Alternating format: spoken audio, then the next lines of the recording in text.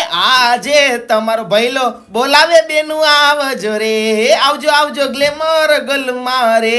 એક મારી ઘરવાળીને મૂકીને બધી બેનુને હું કહું છું કે આપણે નાના વરાછાના ઢાળથી શામધામ બાજુ જઈએ. ત્યાં વચ્ચે સિવિલાઇઝ સ્કૂલની સામે આવેલ ગ્લેમર ગર્લમાં તમે એકવાર ટોટલી કલેક્શન જોઈ લેજો.